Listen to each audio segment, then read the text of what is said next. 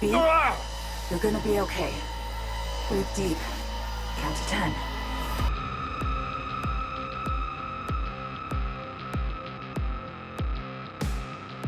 Presented by the United States Air Force.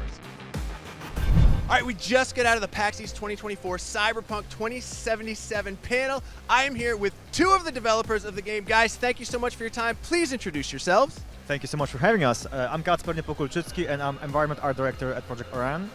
And I'm Pawel Sasko, I'm an Associate Game Director and I was a Quest Director on Phantom Liberty. Well, welcome to Boston. I'm glad we brought the nicest Boston weather that we could possibly have for you two. So I'm just gonna ask you a couple of questions sort of about like the development of Cyberpunk. One thing you spoke of was like that great reveal, the Johnny Silverhand reveal where Keanu came out and everyone lost their minds and the building, crumbled into dust. Was that role written with Keanu in mind, or did Keanu come on and the role sort of evolved to meet him, or how was the process there? Oh, I mean, that was really all written and structured with him in mind. When it comes to casting actors for a role, we have two different approaches that you can see in the games. There's an approach where you're writing a role and you pretty much have a screenplay and you know how that character is going to talk and so on, and then you cast for that role.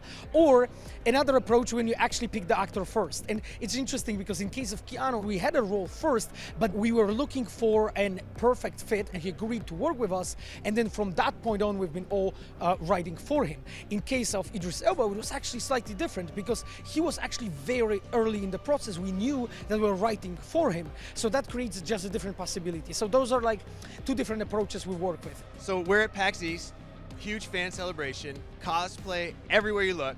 How does it feel as developers to see people like kind of embracing these ideas that you had and making them their own, and then sort of just walking around with their own pride about what you have created? Like, how does that feel? It's fantastic to know that what we're doing, working really hard on it, actually makes pop culture.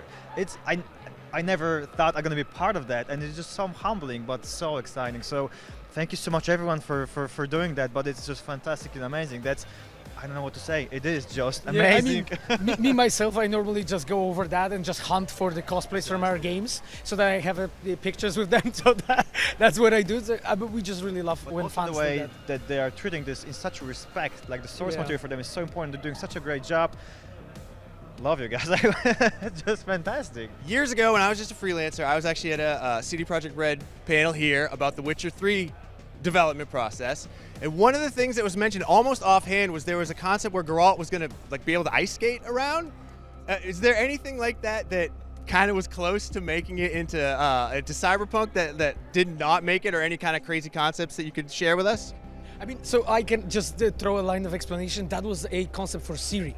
So Siri was supposed to be ice skating, yes, but we discovered throughout the development process that it just didn't make little sense.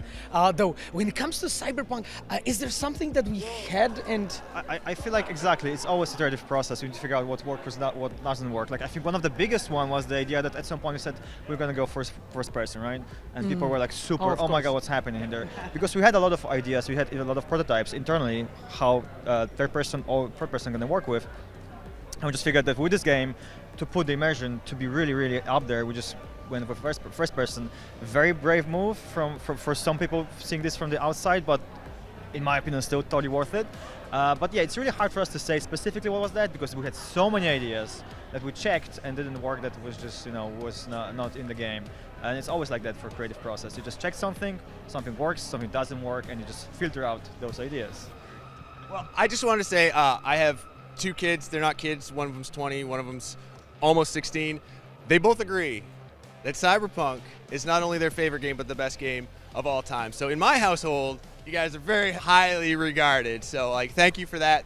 Before we go though, I'm not a dev. I'm just a talking head. I'm as dumb as they can be, but I wanted to pitch you guys on an idea I have. Okay? Sure. Cyberpunk 2078. Wow. That's the best idea I've ever heard so far. Definitely going to take some notes right now. I bet nobody thought about this. So yes, that's great input.